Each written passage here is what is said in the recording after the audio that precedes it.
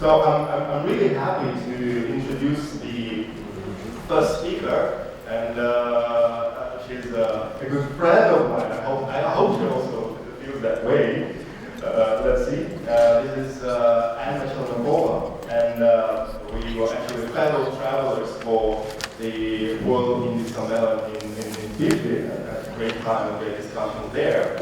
So she is an associate professor and head of the Department of Indian Philology, Faculty of Asian and African Studies for St. Petersburg State University. She earned a degree from St. Petersburg State University, specializing in South Asian literary studies, and pursued additional studies in India and the Netherlands. In 2009, she defended a thesis in Philological Sciences titled Ramayana in Modern India, based on Indic literature. And important fact about Anna is that she's a great Indian speaker, and we also use with our students a textbook co-authored by her with a team of specialists, and we really appreciate her work. She also authored more than 40 scientific publications in Russian, English, and Hindi. She's going to enlighten us about Rama's story in Nepal, and her speech is called Poem in the Wheel of Sansara. She will hopefully enlighten us on this issue, and then we will have 5 to 10 minutes to discuss and to ask questions. So, welcome. Thank you so much. It is my pleasure and honor to be here. And do I have a clicker? Looks like I do. Great. So, there is no doubt that Ramayana has the most extensive geography of all known human epics. The story of the righteous Prince Rama, who defeated the king of Rakshasas Ravana and became an ideal ruler, turning his country into Ramarajya, a kingdom of justice, making it a paradise on earth, has been popular among the numerous people of South and Southeast Asia for more than 4,000 years. Over time, together with the ideas of Buddhism, the Ramayana found its way to Tibet, Mongolia, China, and further to the Far East. Indian immigrants brought it with them to all corners of the world. Temples dedicated to Rama, Sita, Lakshmana, and Hanuman were built in Mauritius and Fiji, in Suriname and Trinidad, in the Republic of South Africa and Honduras. Books, poems, songs, stories, and later, of course, novels, retailing and interpreting the story of Rama have been created for 2,000 years and exist perhaps in almost all the written languages of the planet. It is impossible to count the total number. It will be like trying to count the stars in the sky. It is all more surprising that, as many scholars believe, in Nepal, which is not only India's close neighbor, but also until 2008 was the only Hindu kingdom in the world, the popularity of Ramayana is not very high. And this is despite the fact that Sita was acquainted with her father, right, as King Janaka in Midhila, which is located in ancient times on the territory of modern Nepal. Now it is modern city of Janakpur, and Rama himself, the incarnation of the greatest Hindu god, walked this earth. Until very recently, the Nepalese kings who headed the state were considered living receptacles of divine grace and were directly associated with Vishnu, sometimes acting as his earthly incarnations. But it is Rama who is considered by Hindus to be the Dharmaraja, the ideal of an earthly ruler, protector of his people, and guarantor of the maintenance of the world order Dharma. So the kings of Nepal were considered to be the incarnations of Rama himself. Of course, the idea that Ramayana is not much popular in Nepal is fundamentally wrong. Like much of Nepalese culture, it comes partly due to its difficult location, the difficult location of the country. Not only geographical, but also geopolitical. The small mountain state located between the two giant neighbors, India and China. The hard-to-reach country, which was also close to foreigners for a long time, due to a number of historical reasons, managed to preserve, I should say, in its culture and worldview, a complex of very ancient ideas, which Nepalese, without chasing fashion and not being captivated by new ideas, carefully preserved to this day. No. I think we need to come back. Is it possible? Looks like my clicker. Doesn't work. Maxim, can we just move back? So looks like clicker doesn't work, and actually,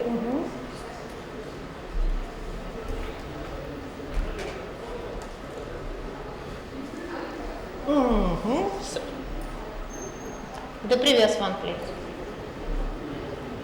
Yeah. Now we're here only. Okay, can I do it myself? Will it? Yeah. Now it works. Thank you so much. Sorry. A short report about the peculiarities of the existence of the Ramayana in Nepal should begin with the fact that the official Nepalese Ramayana does exist and enjoys well-deserved fame and authority. However, it was created less than 2,000 years ago in 1855. It was written by the Nepalese scholar and poet Bhanubhakta, whose name is his homeland is always associated with the respectful title of Acharya. By creating his poetic story of Rama, Bhanubhakta laid the foundations of the modern Nepali literary language. The fact is that, starting from the 15th century, Sanskrit became the main language of the Nepalese elite, while the spoken language of the majority of the local population, Khasi, later Nepali, was considered to be a dialect of the common people. It is Bhanubhakta's Ramayana that many experts consider to be the first literary work in Nepal. And in this role, it's consonant with the Indian Ramayana, the Adikavya, the Valmiki Ramayana, the first poem created by Valmiki. Bhanubhakta himself is also called in Nepali Adikavya,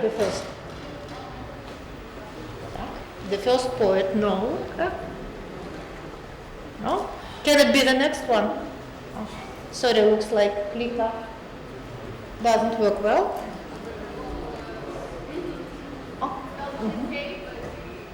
Yes, that one. Thank you so much. Bhanubhakta was a native of central Nepal, born in 1814 in the Hindu village of Chundiramgha, Tanahu district, to a Brahmin family, and received a good home education based on the study of the Sanskrit heritage. His grandfather, a deeply religious Hindu, sensing his imminent death, asked his relatives to take him to Kashi, where he hoped to complete his earthly journey, which, however, was in no hurry to end with the arrival of the old man and his grandson to the banks of the Ganges. Young Bhanubhakta spent 2 whole years in the holiest city of India, learning the basics of Hinduism more and more deeply. At the same time, even in his early years, he fell in love with the Ramayana, which he decided to translate into his native language.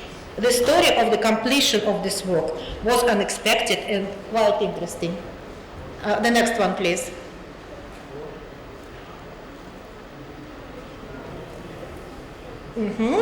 Thank you. Bhanubhakta chose for translation not Valmiki's epic, but the Adhyatma Ramayana, part of the Brahmananda Purana, the authorship of which is traditionally attributed to the sage Vyasa, the legendary author of the Mahabharata. However, the Adhyatma Ramayana was written much later than the Mahabharata, between 13th and 15th century. It is called the mystical Ramayana because, unlike the epic Rama, a fearless warrior and a wise ruler who nevertheless possesses a completely earthly human nature, Rama in the Adhyatma Ramayana appears as the highest deity, the embodiment of the Adhyatma, the divine essence as such. The next one, please. The first Nepalese poet conceived his work as a translation from Sanskrit. But over time, the translated text began to be increasingly interspersed with poems written by Bhanubhakta himself, as well as with shlokas taken from Valmiki's Ramayana and other Sanskrit works on Rama. It seems that the poet was aware of seriousness of the mission he had undertaken from the very beginning. His poem contains such lines: "If even a poor mower decided to dig a well in his native village for the welfare of the whole village, but also for the perpetuation of his own name, how can I, a rich and powerful Bhanubhakta, bear the shame of in action. That Moa opened my eyes. I know that I cannot live without doing something for the welfare of others. Bhakta very quickly, at the age of 27, completed the translation of the first of the 7 books of the Adhyatma Ramayana, Balakanda, but his life's work had to be temporarily put on hold. He was invited to take up civil service in the Nepalese government. For over 2 years, Bhakta worked as a government official in Nepal's southern Terai region, but his career ended abruptly and tragically when he was charged with embezzlement and jailed just for 5 months. Perhaps it was this tragic turn of events that helped Bhakta to return to literary work. During a relatively short period of imprisonment, he managed to complete the translation of the next 5 books of the Adhyatma Ramayana and even begin working on the translation of the last one. The fate of his translation, that became an independent author's poem, was also not standard. Over the next 30 years, it managed to win the love of the people without being officially published through oral tradition and the so-called copies. Now Bhakta's Ramayana, essentially a later author's works, is revered by Hindus as a regional Nepalese version of the epic. The next slide, please. Considerable small pieces of evidence that Nepalese people were familiar with Malninki's epics were still found. These are primarily inscriptions on temple stones. The oldest of these dates back to 608 AD. This is a part of the edicts of the ruler Amusvarma, which were carved on stones in the settlement of Hadigaon. Amusvarma is associated with the Lichovas dynasty, ruled at Kathmandu Valley from 300 to 750, although he may not have been a member by blood, but was married to one of the ruler's daughters. At the same time, the main religion of the region was already Buddhism, although the rulers still professed Hinduism, and the Kathmandu Valley was a trade route between India and Tibet, and the influence of India and Hinduism was quite high. The main content of the surviving inscriptions of the Lichhova era, which were written in Sanskrit using the Gupta script, was limited to royal decrees and reports of donation made to Hindu temples. So, the Rameshwara temple is found in the list of such temples that were blessed. Unfortunately, the inscription does not contain more information, and we cannot guess where exactly this temple was located, or who its parishioners were, visiting traders from India or residents of Kathmandu Valley itself. The next one, please. The living goddess Kumari, who is a kind of visiting card of Nepal, the patroness of the royal family, the guarantor of the country's existence and the guide between the world of people and gods, also turns out to be associated with the poem about Rama. However, the history of this cult is quite complex. It contains many different beliefs from different eras and has its roots in the deepest antiquity, when the cult of fertility was widespread among the inhabitants of South Asia, and they revered mother goddesses, female deities symbolizing the reproductive and fertile principle, the ability to give a new life. This cult eventually formed in the Hindu concept of Shakti, the divine feminine principle, the universal ancient feminine energy, without which neither the very existence of a male divine principle nor its knowledge by those living on earth is possible. Without Shakti, the internal masculine principle is passive. It is she who serves as an exhaustible source of energy for it. Thanks to her alone, it becomes active and can manifest itself in the world. Rama's wife Sita is also considered to be his driving energy, Shakti, but to a great extent, this cult is associated with Shaivaism, in which the manifestations of Shakti are the various hypostases of Shiva's wife, Parvati, Durga, Kali, and others. The cult of the living goddess is also associated with Shiva.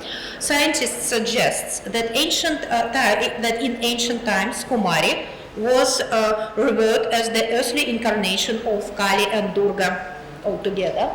The next slide, please. Interestingly, the goddess is linked to another important deity, the thunderer Indra, whose cult dates back to the Vedic era but is hardly popular in India today. In Nepal, things are different. At the end of the rainy season, Nepalese with great fanfare celebrate across the country one of their main festivals, Indra Jatra, dedicated to the rain-giving god. The celebration lasts from 8 to 10 days, and its key moment is considered to be the appearance of the chariot with Kumari in the Kathmandu Darbar Square. This is the only day of the year when the living goddess can leave the palace, specially built for her in the 18th century, and appear to the people she patronizes. The part of Indra Jatra, when Kumari is carried through the streets of the capital on a beautiful chariot, accompanied by two boys personifying Hindu deities associated with the cult of Shiva, Ganesha and Bhairava, to bless the residents of Kathmandu and pilgrims who have come especially to see her, can be considered an independent festival of Kumari Jatra. Most likely, the cult of the internally young goddess was formed in Nepal at least by the 14th century among the Nevar Buddhists, since it is among the young representatives of these people. They look for a new Kumari when the previous one grows up. She has her first menstruation and can no longer fulfill her sacred role. Kumari is an important link between Nepalese Hindus and Buddhists, as both enjoy her patronage, which extends not only to the Hindu king, but to the entire nation. The search for a new incarnation of Kumari is carried out by Buddhist priests. They look for her according to the horoscope and 32 signs of physical perfection among low-caste Buddhist girls or among girls from the Buddhist caste of jewelries. Thus, the cult of Kumari also turns out to be an important part of Nepalese Buddhism, or more precisely, the unique belief system of the Nepalese, which is a synthesis of Hinduism, Vajrayana Buddhism, local cults of various peoples of the country, as well as mystical teachings of Tantra, both of both Hindu and Buddhist. The next one, please. So, how is Kumari connected to the story of Rama? It is quite obvious that the guardian of royal power, the living goddess of Hindu kingship, and the story of Rama, the main story of Hinduism, which tells of the ideal ruler Rama, the deity who came to earth to protect Sanatana Dharma, the internal laws of Hinduism, simply cannot help but introspect. And they do. The fact is that, while in the early stages Kumari was associated with Kali and Durga, she later came to be considered an incarnation of a local goddess named Taleju, whose story is nothing more than the original version of the story of Rama. Taleju is often called the secret goddess, as she patroness of the royal family she has no longer a physical form, but manifests herself through the Kumari. Legend has it that Taleju was once the chief goddess in the heavenly capital of Indra, Amarapura. From there, the ten-headed demon king Ravana stole her and carried off to his capital on the island of Lanka. However, Taleju took the form of the divine symbol of Yantra, which Ravana kept with all honors in a golden casket in his palace, hoping to return the goddess to her bodily form. None other than Rama managed to defeat Ravana and take the casket containing the sacred yantra. However, after Ravana defeated Indra, Rama could no longer bring the goddess back to Amarapura and had to find a place to safely hide the casket on the ground. Rama returned to his capital and secretly launched the casket containing the goddess into the waters of the Sarayu river, hoping that she would be safe there. From then on, Taleju began to invisibly protect the inhabitants of Koshala, the country ruled by Rama.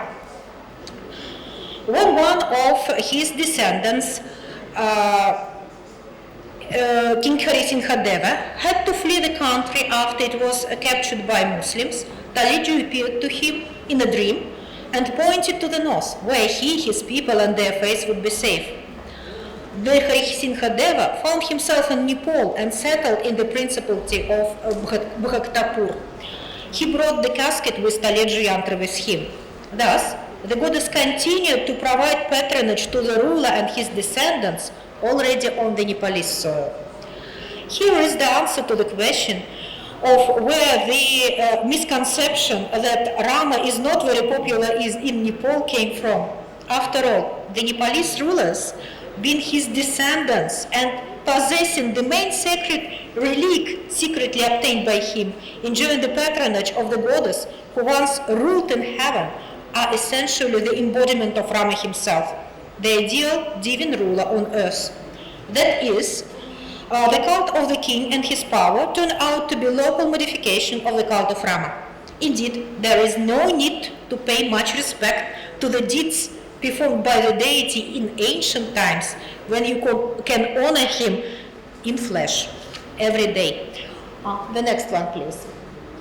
According to legend, after the descendants of Harisinghadeva established themselves on the Bhaktapur throne, Taleju appeared to them in her physical form to converse with the monarch, give him advice on governing the country, and share her prophecies. The goddess was even playing dice with Nepalese kings and delighted their ears with her singing.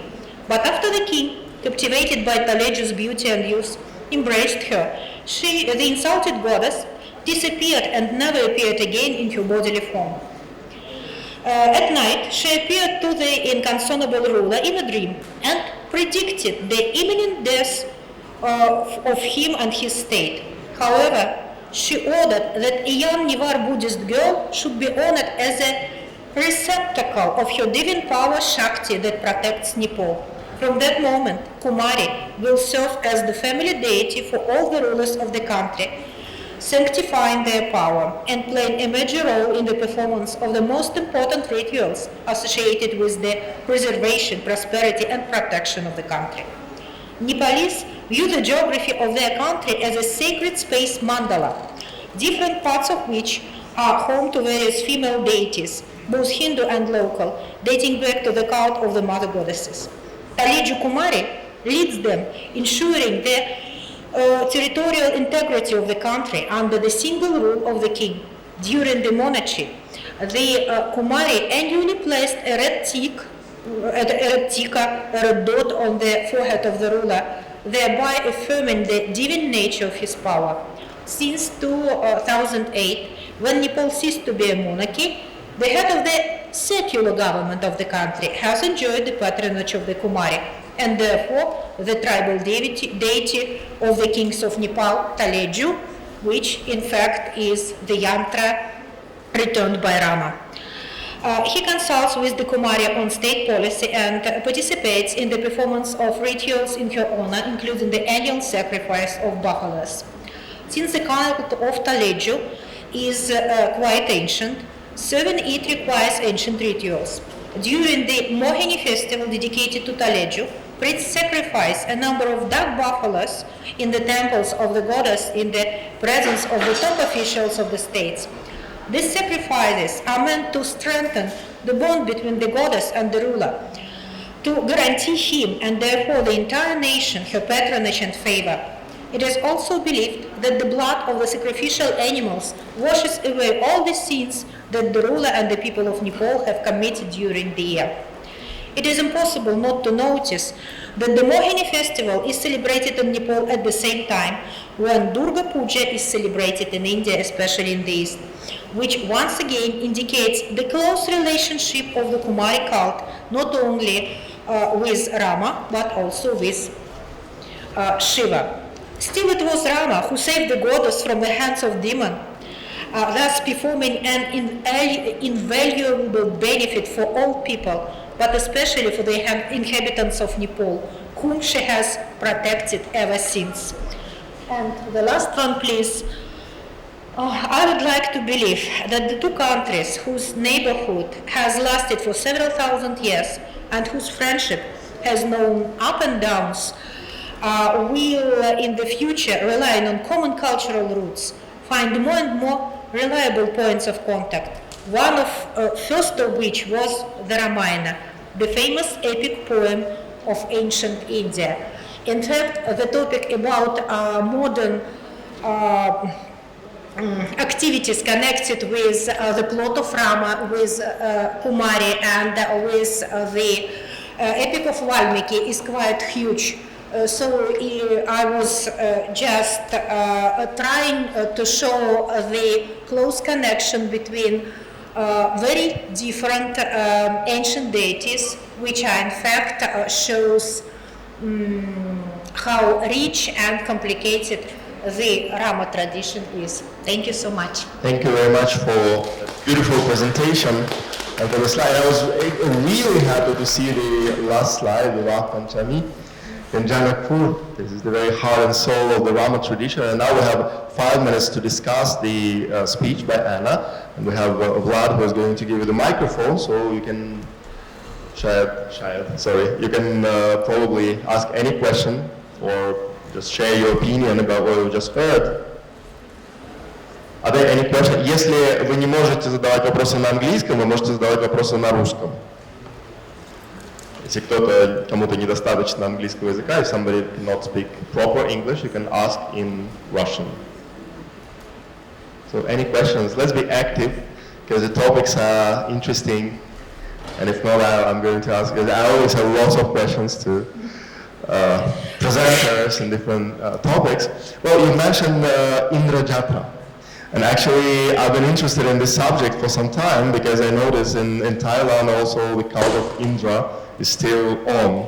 And unlike in India probably in some villages. Yeah. So I wanted to ask whether the worship of Indra is common in certain areas of Nepal, in the whole of Nepal, throughout the year, or is just a temporal perspective? Just there's a festival and some, activities are done and rituals, and that's all. So how popular is Indra nowadays?